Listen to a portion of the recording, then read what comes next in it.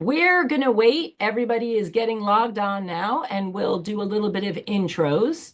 I'll go first. I'm Lauren Blumenfeld. I currently live in Hoboken. I've lived in Hudson County for over 30 years, and I've been a realtor for 15. I've been helping people buy and sell for since then, and I love living in town and looking forward to chatting with you all soon. Hey guys, I'm Dave Koger, born and raised out in Bergen County. Know all the ins and outs, been selling real estate for 5 years, and happy to incite some knowledge on you guys today.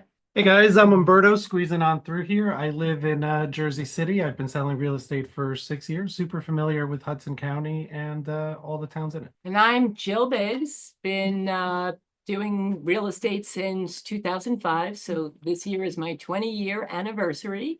I have 4 daughters, which makes me an incredibly motivated realtor. I love real estate, super nosy, likes to ask a lot of questions so that I can best help. And I think we're going to get started here. Today's topic, we're going to give you, if you're planning on selling this spring, the top 5 things that you should do to net more money. Okay, this little woman was a client last year, and we helped her sell. First appointment, we went, she loved her house. It was 1860s, tons of woodwork throughout the entire house. And she was a little bit stubborn, didn't really want to have anything painted, felt like everybody's going to love living there. I had to go through the fact that, yes, avocado appliances did used to be all the rage, but perhaps now we have a different buyer pool. So thankfully, you can see the taped up silver blocking the window there because too much light wasn't good for her. We peeled that off and some of the paint peeled, and she happened to be away, and her daughter, who was helped us through the whole process, gave us the go-ahead. We painted her entire house, and I'm going to show you the before and after pictures. We actually ended up getting $500,000 more. That is the same property. I mean, hard to imagine that those two places are the same place, but FYI, that a little bit of love, change, and staging goes a long way. So most people, right, because we'll get pushback where some sellers like to say, well, why do I want to do anything? They're going to fix it when they buy it. But the truth is, you want them to buy it. And when people come in, they have to visualize themselves living there. Most people have no vision. An empty space, if it's little, looks like a hallway, right? If it's big, they can't figure out how to lay it out. And different people have different aesthetics. Not everybody wants a mirrored ceiling in their bedroom.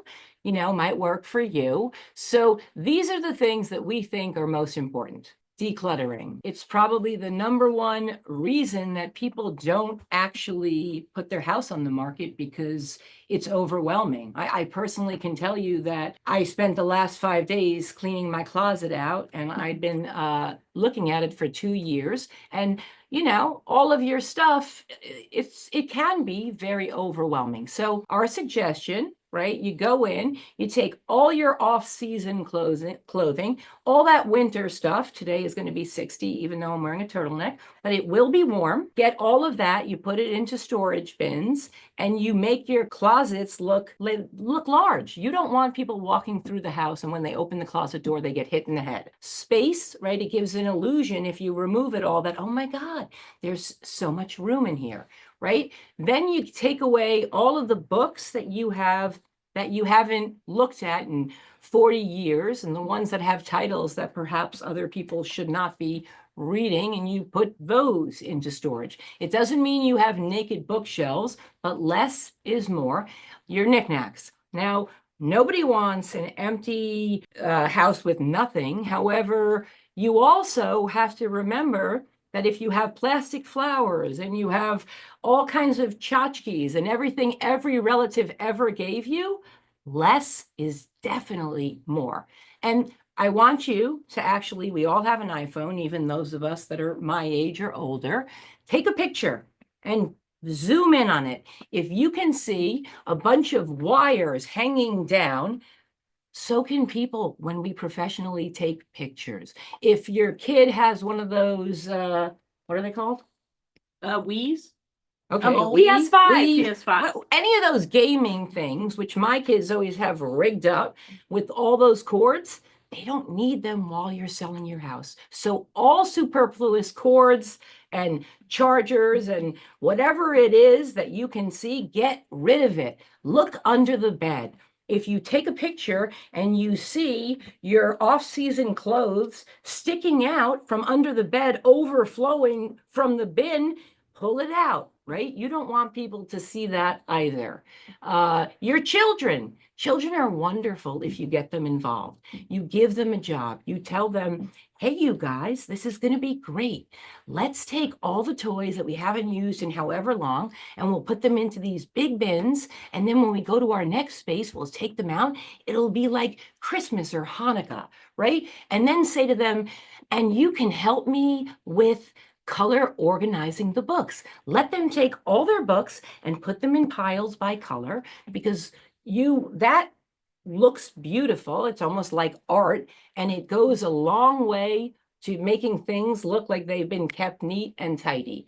If you look at your garage, which you haven't parked in 15 years because it's filled with everything you ever stuck there, like, you might want to get rid of things. Like, you're definitely going to want to be able to fit a car. If your storage shed has all kinds of equipment that no longer works, everybody's bicycle for the past 40 years, like a garage sale.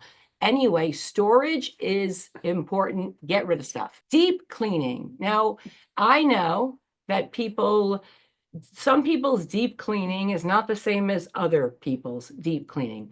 But if you do not deep clean and you put any paint, your dirt is painted over and you can see it, right?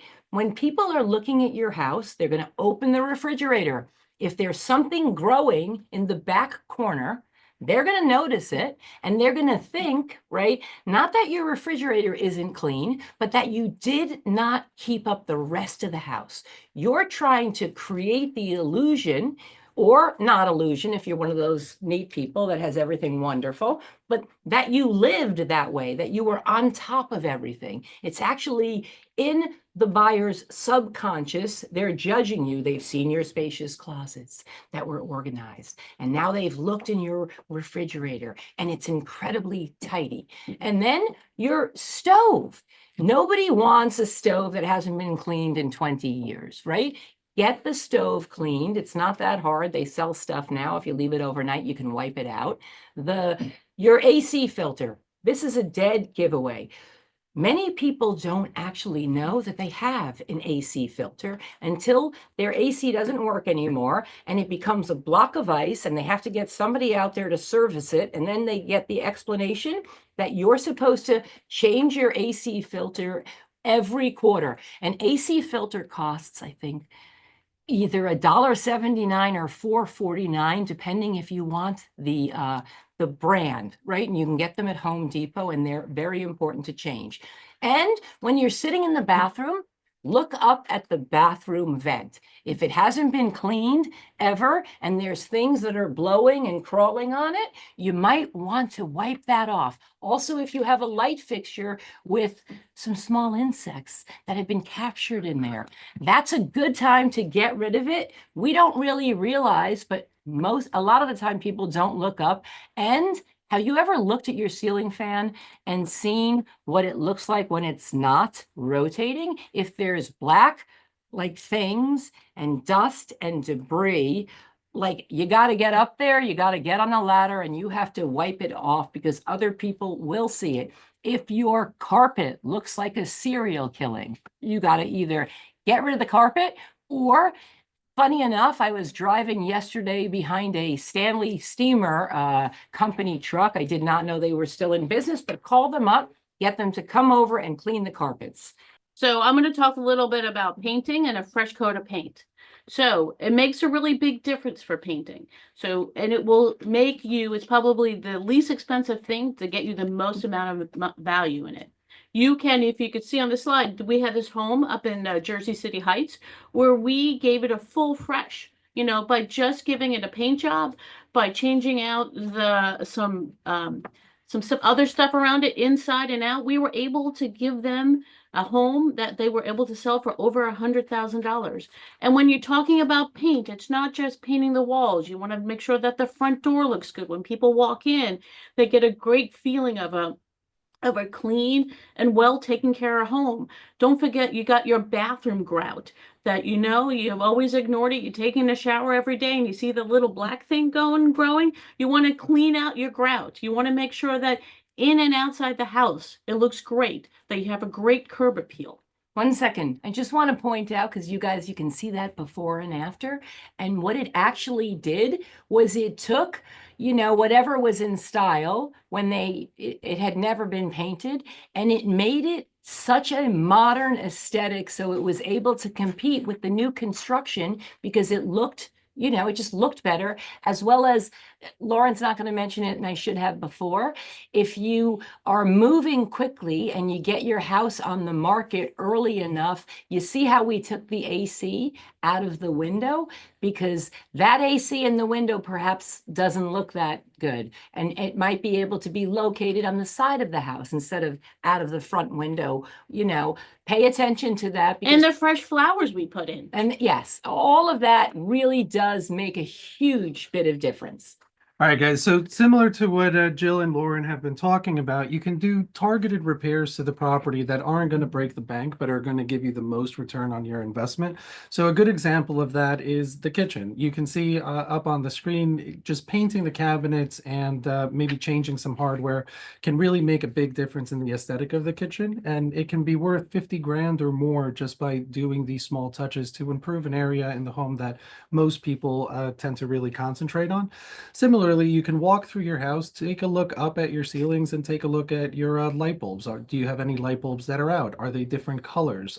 Is that light fixture from 30 years ago? And maybe you can go to Home Depot, spend $100 and put a really nice modern light fixture on there. Sometimes most of us in town have hardwood floors. Have your hardwood floors not been sanded or refinished in the last, 10, 15 years? And they could really use a spruce up. That's a fairly easy, quick, and inexpensive thing that you can do that can really add a lot of value to your home. If you think about it, if you combine the fresh paint with the floors and the touched up kitchen, it can make your property look like $1 million and brand new just by spending, not that much money on it. Tiles in the bathroom. A lot of us have these bathrooms from like the 1960s or 70s that have that tile that is brown or orange, and nobody wants that. There's actually paint that you can buy. It's fairly inexpensive. You can paint that tile, make it look nice and modern and edgy. I can think of one property where we had, orange tile in the bathroom. We got the paint, painted it black, looked super modern and attractive. Paired that up with painting the vanity itself, similar to the kitchen cabinets. You can throw a fresh coat of paint on there, some new hardware, and make everything look super nice and clean and modern. Everybody likes light, so maybe some sheer window treatments. Make sure the windows are clean, they're letting in all of that sunlight, and pair it with some window treatments that can really showcase the amount of light that the property gets. All of those things are, relatively inexpensive to do, but the return on your investment is going to be significant. Not only is your property going to present better, but people will be more interested in it, and hopefully that'll add to the competitiveness of your listing. Part of our claim to fame is we're incredibly full service, which we own 50 apartments full of furniture. It's actually the bane of our existence. We hate staging. However, we found that if we try to sell a naked house or apartment, it can be the difference between selling and not selling. And if you have a house that is furnished and you go through and there's furniture that doesn't fit the space or is too dated, or, it can't be rearranged, we swap things out. So I cannot stress how important it is that you make your house look like HGTV, right? For us, we have a professional stager who comes by and takes a look, and we put a plan in place of how we're going to make it look like that, right? By adding art and mirrors and more light and overcoming whatever the problems can be. I personally drive around in my car with my handy kit, which includes every single color wood marker and a Sharpie. And in between, open house people, I'm frequently found scurrying around on the floor of someone's kitchen, coloring in their dented kitchen cabinets. Those things and paying attention to that is really important. Do not fall for virtual staging. It's a wonderful thing that we can artificially put furniture into a property. However, the people show up and it doesn't look like the house that they saw, and they do not buy it. You want them to come in and sit down on your sofa, which hopefully they didn't have to climb across the sofa to get to the other side of the house because your sofa was too big, right? That makes a difference. And finally, I should tell this, I do happen to be a huge dog lover. If you don't have dogs and you have a cat, I have one of those also. Smell matters. So we can't smell our own homes. Have a friend who doesn't hate you come by and smell and tell you if your house smells. If your house smells, right, we can do all kinds of things, right? Starting with if it's your carpet that smells, get rid of it. But you can add candles, plugins. I have this thing that you plug into the wall, and it's like almost like a motorized diffuser, so I can pump the W smell throughout my house, which makes me feel like almost like I'm on vacation, except for the fact that nobody's cleaned up. But that and cookies, right? When we list houses, believe it or not, we sell cookies. It's kind of why our group is a little bit fat, but we're working on that. So just pay attention. The details really matter. Okay, so I'm gonna go over a couple extra tips and tricks in addition to those big five. First thing, sewer line policy. Some of you may know, may not know. Everyone, or most people at least, have a line that runs from the inside of their house that hooks up to the main sewer in the street. That's the homeowner's responsibility, believe it or not. So during the process, when the buyer comes in, they bring in their home inspector. Most of the times they're going to stick a little camera down that line and inspect it. In most cases, if you haven't updated this at any point, the line is probably 80, 90, even 100 years old. When they find the problem in there, it can be a big, big problem for your deal and the transaction. We've seen it time and time again where, unfortunately, it becomes an irresolvable issue. However, we did find that for probably about $6 or $7 a month, you can add on an insurance policy that for you, while you're still in the house, gives you peace of mind, but also gives peace of mind to the buyer when that time comes for them to take over possession of the house. Next thing is a tax appeal. One of the main questions every time one of us has a listing, what are the taxes? What are the taxes?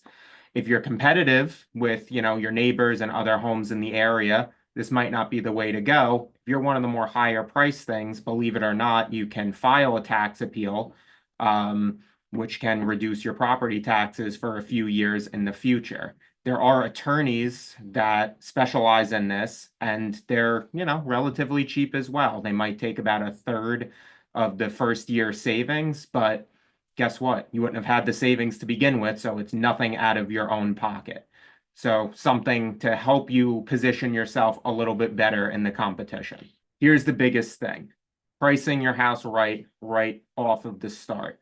You don't want to price it too high where it sits on the market or too low where, people have to pay over and a crazy amount over that could lead to other issues down the line. You price it right from the start, and this way you're getting the most amount of activity through the door without accumulating days on market and not selling your house. That's why we're here. Little story about myself.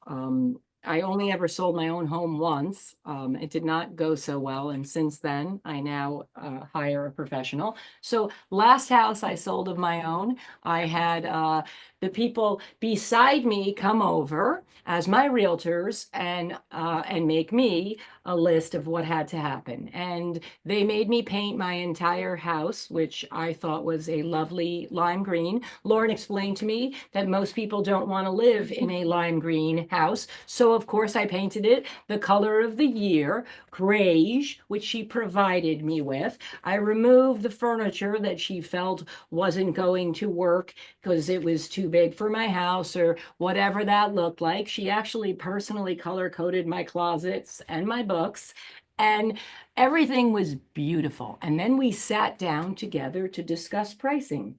And Lauren told me the price that she was thinking, and I said, "Are you out of your freaking mind? My house is so much nicer than that. Like, are you kidding me?" And of course, I'm the seller, so what I say matters. So we priced it at the price that I felt the house should go on for.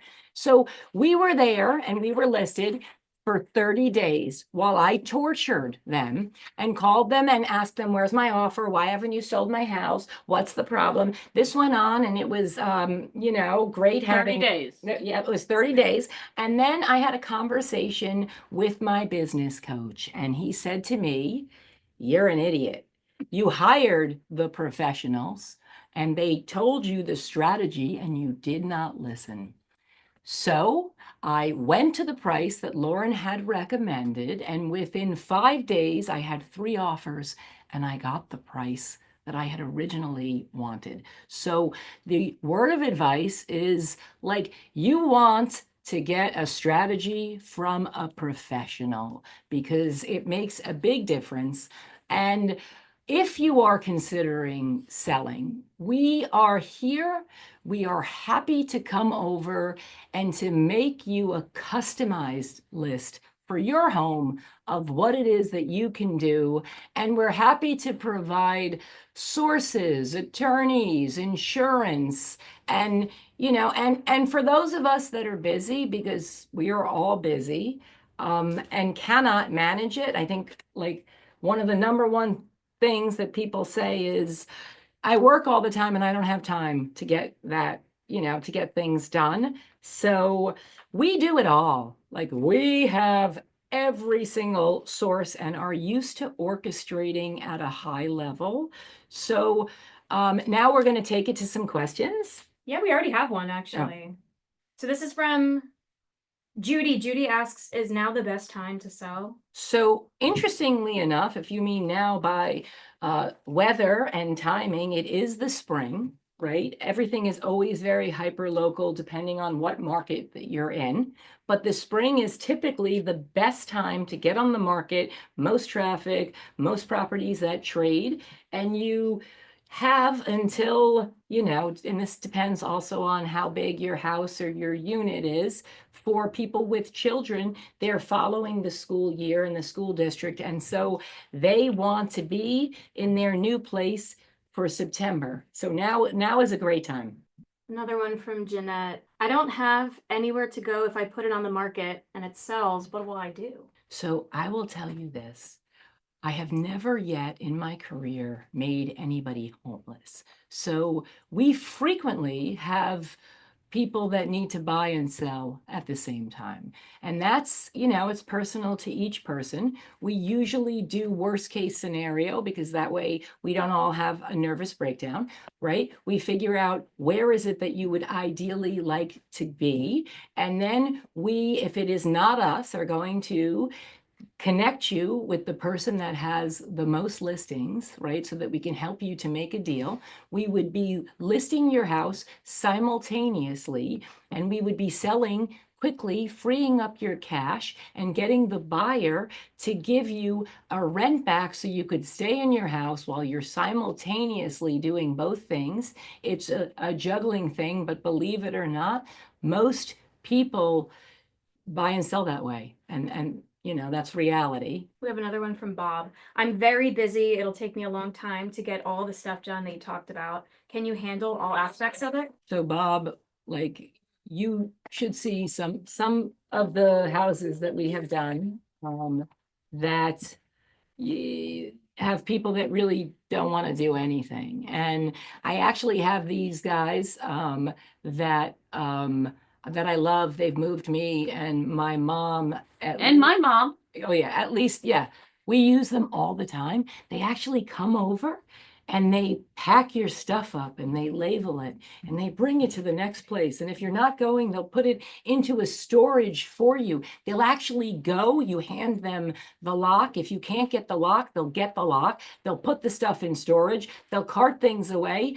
And we have a team, that literally puts together a project plan with you do, we do, and you tell us what you can do. And if you can't do it, we'll have somebody that can do it. So, and because we do this at such a high level, it's incredibly affordable for anyone on here, like that has every house and every home, and whether it's an apartment or a subdivision, is a little bit different.